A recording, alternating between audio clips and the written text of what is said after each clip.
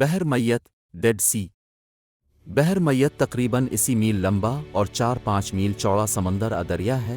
کسی اور سمندر سے اس کا کوئی جوڑ نہیں ہے۔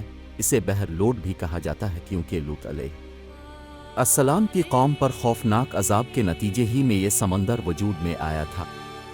اس جگہ پہلے قوم لوط آباد تھی اور یہ متعدد بستیوں پر مشتمل تھی جن کا صدر مقام اندوم تھا، لیکن آج وہاں آبادی کا کوئی نام و نشان نہیں، بلکہ دنیا کا یہ سب سے زیادہ نشیبی علاقہ ہے، اور یہاں اللہ تعالیٰ کے عبرتناک عذاب کے اثرات آج بھی آنکھوں سے نظر آتے ہیں۔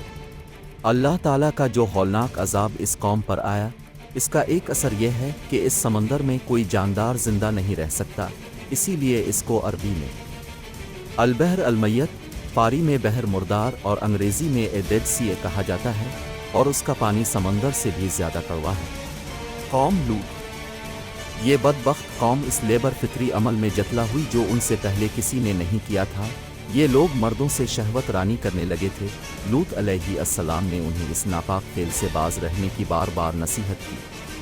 اجنبی مہمان، چونکہ یہ بدماش لوگ خوبصورت بے ریش لڑکوں کی تاک میں تھے رہتے، اس لیے ان پر عذاب آنے کی صورت یہ ہوئی کہ اللہ تعالیٰ نے کچھ فرشتوں کو بیت خوبصورت نوجوانوں کی انسانی شکل میں بھیجا۔ جب یہ فرشتے لوط علیہ السلام کے گو پہنچے تو لوط علیہ السلام انہیں انسان سمجھ کر پریشان ہو گئے، کیونکہ انہیں اپنی قوم کی خبالت سے یہ خطرہ تھا کہ وہ آ کر انہیں پکڑنے کی کوشش کریں گے۔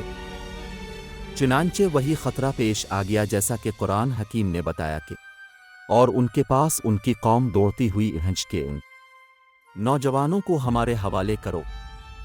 حضرت لوط علیہ السلام نے قوم کو لاکھ سمجھایا، خوف خدا یاد دلایا اور ان کی خوشامد بھی کی کہ مجھے میرے مہمانوں میں رسوا نہ کرو، مگر وہ ظالم بے حیا اپنے مطالبے سے باز نہ آئے۔ اس موقع پر حضرت لوط علیہ السلام نے اپنے گھر کا دروازہ بند کر لیا تھا، اور یہ گفتگو ان شریر لوگوں سے بند دروازے کے پیچھے سے ہو رہی تھی۔ فرشتے بھی مکان کے اندر تھے۔ ان لوگوں نے دیوار پھاند کر اندر گھنے کا اور دروازہ توڑنے کا ارادہ کیا۔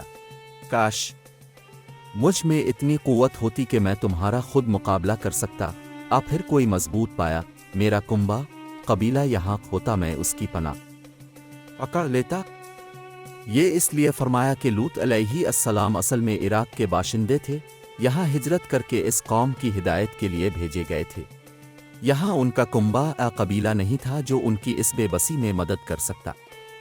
2 فرشتوں نے حضرت لوط علیہ السلام کا یہ سخت اضطراب دیکھ کر ان کے سامنے اصل حقیقت کھول دی اور کہا کہ گھبرائیے نہیں، اب کی جماعت بڑی طاقتور اور مضبوط ہے، ہم اللہ کے فرشتے ہیں، ہم پر تو یہ کیا قابو کرتے، یہ تو اب تک بھی ہرگز نہیں پہنچ سکتے، ہم ان پر عذاب نازل کرنے کے لیے آئے ہیں، لہٰذا اب راتوں رات اپنے گھر والوں کو لے کر اس علاقے سے نکل جائیے، صبح کو ان پر عذاب نازل ہوگا، عبرتناک عذاب۔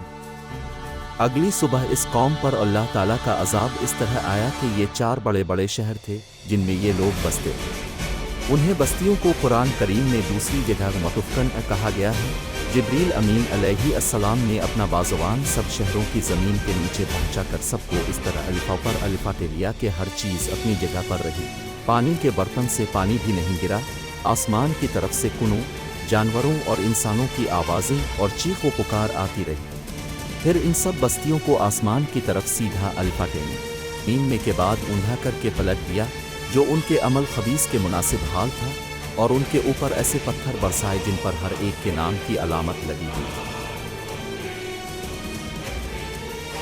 قرآن حکیم نے اس عذاب کو اس طرح بیان کیا ہے، جب ہمارا حکم عذاب کے لیے پہنچا تو ہم نے اس زمین کو الٹ بوہر اس کا اوپر کا تختہ نیچے کر دیا اور نیچے کا تختہ اوپر کر دیا، اور اس سرزمین پر کنگھر کے پتھر یعنی جینوا جو پک کر مسل پتھر کے ہو جاتا ہے برسانا شروع کیے، جو لگاتار گر رہے تھے، جن پر اب کے رب کے پاس یعنی عالم غیب میں خاص نشان بھی تھا، جس سے اور پتھروں سے یہ پتھر ممتاز تھے۔